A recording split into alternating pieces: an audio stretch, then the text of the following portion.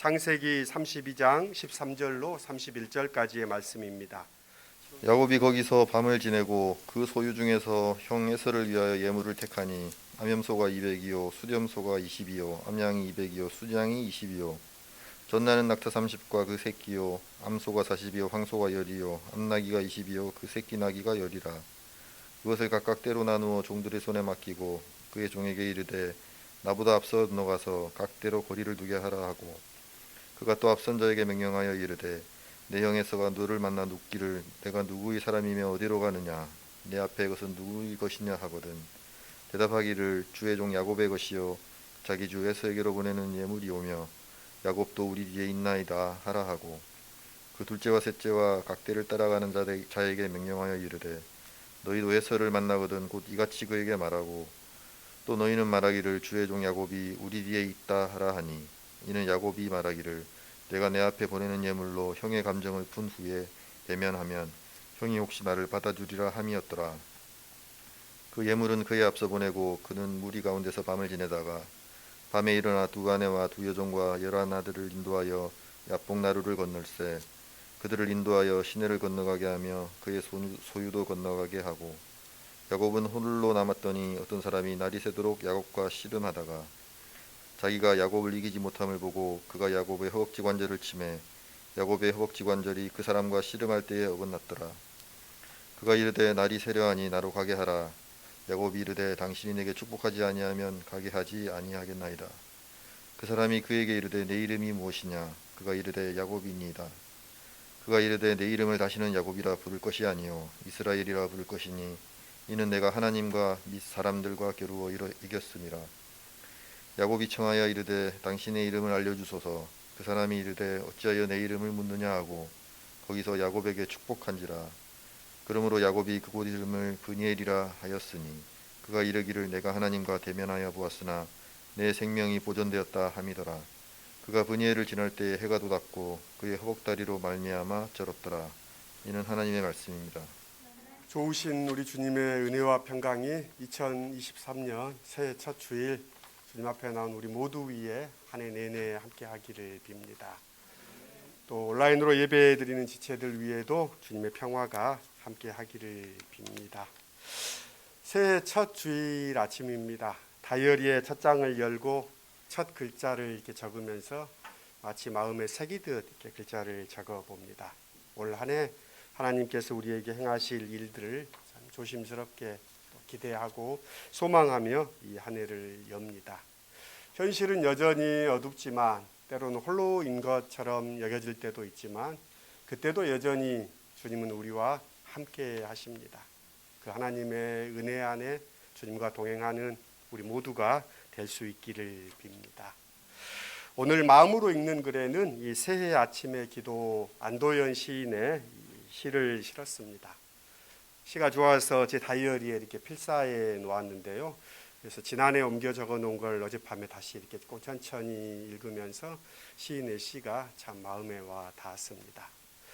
좋은 기도는 우리의 기도의 지평을 넓혀줍니다. 우리가 늘 반복되는 자신의 기도만 아니라 때로는 좋은 믿음의 선배들의 기도문을 읽는 것도 우리의 믿음의 눈을 열어주는, 또 우리의 지평을 확장해주는 좋은 그런 계기들인데요. 이 오늘 안도연의 시도 참 우리의 기도가 무엇을 지향해야 하는지를 잘 담아내고 있는 기도입니다. 두 손을 모으고 무릎을 조아리고 새해에는 기도하는 마음으로 살아가게 하소서. 나 자신과 내 가족의 행복만을 위해 기도하지 말고 한 번이라도 나 아닌 사람의 행복을 위해 꿇어앉아 기도하게 하소서.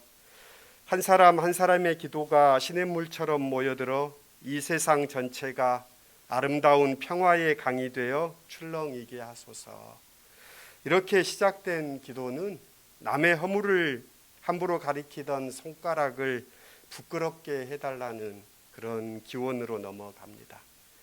그리고 저는 이 대목이 마음에 와 닿았는데요. 새해에는 스스로 깨우치게 하소서. 내 배부를 때 누군가 허기져 굶고 있다는 것을, 내 등 따뜻할 때 누군가 웅크리고 떨고 있다는 것을, 내 이마에 햇살이 닿을 때 누군가의 등에는 그늘이 지고 있다는 것을 새해에는 알게 하소서. 그렇습니다. 새로움은 그저 오는 것이 아니라 낡은 것들 또 닳아 빠진 것들과 결별하는 일로부터 시작됩니다. 기도는 그렇습니다. 단순히 비는 행동이 아니라 바라는 바가 이루어지도록 노력하는 것을 또한 내포합니다. 시인은 이렇게 노래합니다. 새날을 기다린다고 오는 게 아니라 발벗고 찾아 나서야 오는 것이라고. 썩은 물은 나가고 맑은 물은 들어오게 하소서. 그리고 이것을 자신 있게 말하게 하소서라고 시인은 기도합니다. 새해 아침을 맞으며 우리가 드렸던 주님의 기도처럼 당신의 나라가 하늘에서 임한 것처럼 땅에서도 이루어지이다. 우리가 드렸던 그 기도의 응답이 먼저는 우리의 삶에 또 우리가 살아가는 이 땅 위에 응하도록 우리는 전력을 해야 할 것입니다. 올 한 해가 그런 한 해가 되기를 바랍니다. 한 해를 시작하며 저는 야곱이라는 한 인물이 일평생 직면했던 두려움에 대해 생각해 보려 합니다. 그의 삶은 갈등의 연속이었습니다. 성경은 그가 어머니의 태 속에서부터 쌍둥이 형 에서와 다퉜다고 말하니 그는 평생을 다퉜던 사람입니다. 태어날 때 형의 뒷발꿈치를 잡고 나왔다고 하니 그래서 그의 이름이 야곱이 되었습니다. 야곱은 뒷발꿈치를 잡다, 또 속이다라는 뜻인데요. 태어난 아들의 이름을 이렇게 짓는 부모가 어디에 있을까요? 그의 이름은 여하튼 야곱입니다. 그런 그가 야복강에서 천사와의 씨름 이후에 하나님과 겨루어 이긴 자라는 뜻의 이스라엘로 이렇게 바뀝니다. 야곱에서 이스라엘로 이러한 변신의 이야기가 성서 이야기의 창세기가 우리에게 말하고자 하는 이야기의 핵심이 아닌가 생각합니다. 아시다시피 에서는 날쌘 사냥꾼이어서 아버지 이삭의 사랑을 많이 받았습니다. 성격이 차분했던 야곱은 밖에서 활동하기보다는 주로 집안에서 머물렀기에 어머니 리브가의 사랑을 받았습니다. 씩씩하고 활달하게 살아가는 에서는 말 그대로 들사람이었고 광야에 내놓아도 그는 스스로 살아갈 수 있는 사람이었습니다. 어머니의 마음이 차남 야곱에게 향한 것은 어쩌면 인지상정이었을 것입니다. 야곱은 어머니의 도움으로 장자인 에서의 특권을 하나하나 물려받다가 탈취합니다. 그는 사냥터에서 돌아와 허기진 형에게 팥죽 한 그릇과 빵을 주면서 장자권을 사기도 했습니다. 동화 같은 이야기입니다. 이 이야기를 어떤 사람들은 역사의 주도권이 수렵을 하던 사람에서 농업을 하던 사람으로 옮겨간 것이다 라고 주장하는 사람들도 있지만 이 이야기의 본질은 좀 다른 면들이 있지요. 나중에 야곱은 눈이 어두워진 아버지 이삭을 속여서 형에게 돌아갈 아버지의 축복을 대신 받기도 합니다. 가로챈 거지요. 이 모든 이야기는 형이 동생을 섬길 것이다 라는 그런 모태에 있을 때 받았던 신탁이 이루어지는 과정으로 성서는 우리에게 설명합니다. 야곱에게 두 번씩이나 속은 에서는 아버지 이삭이 세상을 떠나면 장례를 치르고 나서 반드시 동생 야곱을 쳐 죽이겠다고 다짐합니다. 형제간의 이런 피바람을 피하게 하려고 어머니 리브가는 야곱을 외가가 있는 밧담 아람으로 그를 보냅니다. 잠시 몸을 피하려던 그의 세월은 무려 20년을 그곳에서 머물게 되고 그는 그곳에서 아내도 얻고 많은 자식들도 얻고 많은 소유를 이렇게 얻게 됩니다. 그런데 그의 형성된 많은 재산은 어쩌면 외삼촌 라반의 재산 가운데 많은 부분을 차지한 것이기에 그는 달아나듯이 그곳을 떠나 고향으로 돌아옵니다. 그러나 고향은 야곱에게는 참 마음이 따뜻한 그의 최후의 보루 같은 곳이 아니라 그곳에는 자기를 향하여서 그 적대감이 어떻게 변했을 형 에서가 기다리고 있는 불편한 곳이었습니다. 야곱은 그 형에 대한 그 두려움을 벗어날 수 없었습니다. 그래서 그는 마하나임에서 형에게 심부름꾼을 보내며 자기가 돌아오고 있음을 먼저 알리게 합니다. 심부름꾼은 에서가 부하 400명을 데리고 야곱을 치려고 이리로 오고 있다고 보고합니다. 공포감이 더욱더 가중되지요. 공포에 사로잡힌 야곱은 그가 평상시 하던 것처럼 꾀를 냅니다. 자신의 가축과 또 가족을 두 패로 나눕니다. 그래서 에서가 한쪽을 치면 다른 한쪽이라도 피하게 하려고 했던 것입니다. 그래도 불안이 가시지 않았습니다. 그래서 요셉은 그곳에서 자신이 고향을 떠나왔을 때 돌베개를 베고 잤던, 그래서 그곳에서 만났던 하나님이 생각납니다. 그래서 그 하나님의 약속을 다시금 상기시키며 하나님께서 자신과 자신의 가족을 보호해 달라고 기도를 합니다. 야곱은 형 에서의 분노를 누그러뜨리기 위해서 그가 할 수 있는 모든 방법을 동원합니다. 오늘 본문에 등장하는데요, 정성스럽게 자신의 소유물에서 세 떼를 나누어 보냅니다. 그러면서 주인의 종 야곱의 것이 온데 누구 것이냐라고 에서가 묻는다면 여기서 주는 하나님이 아닙니다. 야곱 에서입니다. 그러니까 주인의 종이라고 스스로를 낮춰 부릅니다. 그래서 형님 것입니다라는 것이 이 이야기의 요지지요. 이 메시지를 반복해서 전하도록 이 야곱은 종들에게 단단히 일러둡니다. 그리고 나서 자식들 그리고 아내들을 먼저 보내고 홀로 야복 나루에 남습니다. 이후에 벌어진 이야기를 우리는 잘 압니다. 야복 나루에서 벌인 천사와의 절박한 씨름, 그리고 엉덩이 뼈의 위골, 그리고 축복을 해달라는 요청, 그리고 그날 밤에 옛사람 야곱은 죽고 새로운 존재인 이스라엘이 탄생했습니다. 그는 더 이상 발목을 잡던 사람이 아니었습니다. 절름거리는 다리는 그의 옛 자아의 죽음의 상징입니다. 자기를 중심으로 세상을 보던 사람이 이제 그 밤에 야곱은 죽습니다. 그 밤에 죽은 자는 더 이상 누군가를 두려워하지 않습니다. 올해 교회의 이제 표지가 달라졌지요. 교회 그림이 달라졌습니다. 작가는 같습니다. 지난해와 지커 쾌더인데요. 독일에서 태어난 신부입니다. 젊은 날에는 조각과 금속 디자인을 공부했고 또 미술사와 예술사를 배웠습니다. 작가와 미술교사로 살다가 늦게 그는 신학을 공부하고 사제의 서품을 받은 이후에 자기 교구의 성도들에게 어떻게 하면 성서의 이야기를 더 잘 들려줄까 하면서 그리기 시작한 이 성서와 연작입니다. 그래서 더 바이블이라는 연작 가운데 한 작품입니다. 이 그림의 제목은 야복에서 야곱의 싸움이라는 제목이 붙어 있는 그림입니다. 이 제목을 듣지 않고 이 그림을 보면 마치 누가가 누구에게 안겨 있는 그림 같지요. 우리 김 집사님은 이 그림을 보더니 이 죄인이 하나님의 품에 안겨 있는 것 같다라고 말했는데 여러분도 어떻게 그렇게 보이십니까? 창세기 32장의 오늘 본문을 배경으로 이 그림은 그려졌습니다.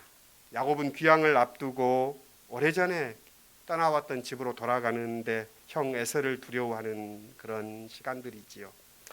이 작품에서 인상적인 것은 야복강을 표현한 얕은 물에 야곱의 이 무릎까지 이렇게 물이 찰랑거리고 담겨 있지요. 그리고 야곱과 마치 이렇게 껴안고 있듯이 씨름하고 있는 듯 표현된 한 분, 현성어는 천사라고도 말하고 또 성서는 천사는 하나님 자신이기도 하지요. 그래서 어떤 이와 그가 이렇게 이 씨름을 하고 있는 모습입니다. 근데 격렬하게 다투고 싸우고 이런 분위기가 아니라 둘이 눈을 이렇게 마주치고 있지요. 그러면서 이제 그만하는 것 같습니다. 이 그림의 배경에 붉게 동터오는 새벽입니다. 그러니까 이제 천사가 떠나려는 때이지요. 그러면서 이제 그만이라고 천사가 이야기하는 듯합니다. 그러면서 허리를 받쳐든 손은 야곱이 쓰러지지 않도록 부추기는 손과 같습니다. 참 주님의 모습이 이채롭습니다.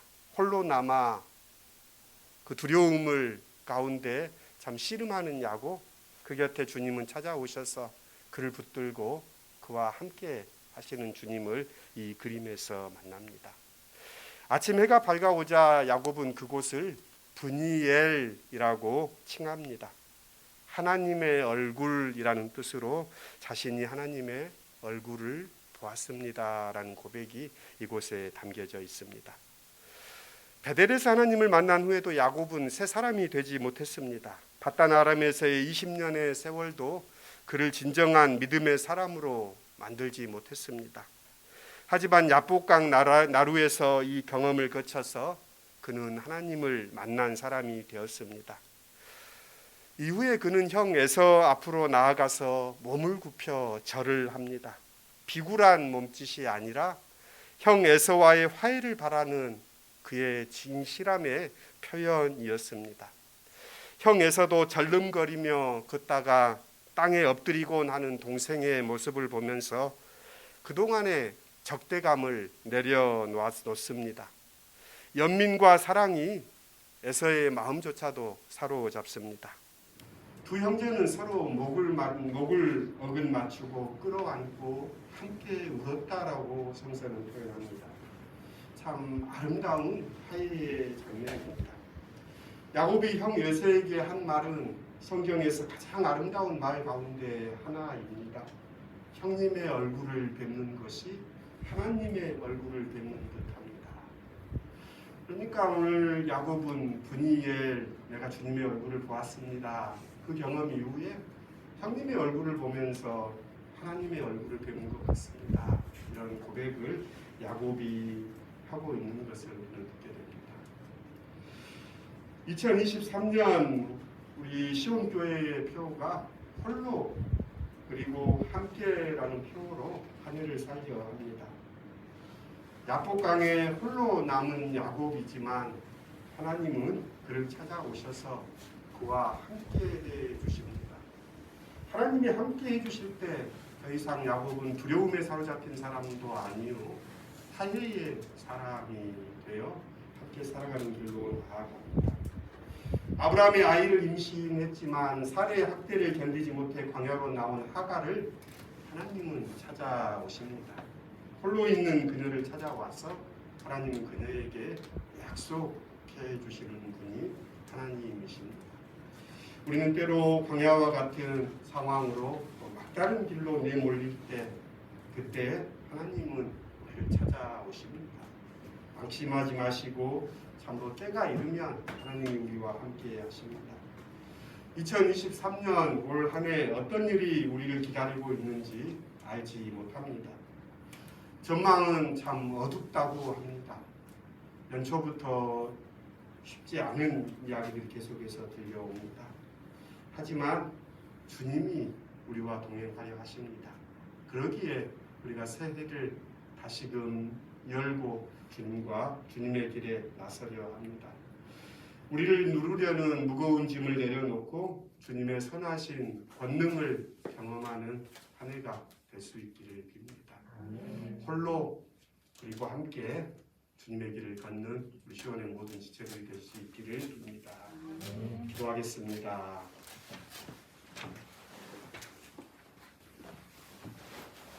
새해 아침의 기도처럼 새로움은 새해는 기다린다고 해서 오는 것이 아니라 옛 것과의 결벌 속에 새 것을 경험하게 됩니다. 야복 나루의 하나님과의 씨름은 야곱을 새로운 사람으로 빚어냈습니다. 야곱이 아닌 이스라엘로, 속이는 자가 아닌 화해의 사람으로 야곱은 변화했습니다. 우리도 주님의 얼굴 뵙기를 원합니다. 브니엘의 경험이 하나님 우리의 삶의 올 한 해 동안 이어지게 하여서 우리가 주님과 함께 행하는 시온의 모든 지체들이 될 수 있도록 이끄시고 인도하여 주십시오. 때로는 스스로 홀로 머물 줄 아는 저희들이 되게 하여 주시고 또 함께하는 기쁨을 나누는 저희가 되게 하옵소서. 감사하오며 예수님의 이름으로 기도드립니다. 아멘.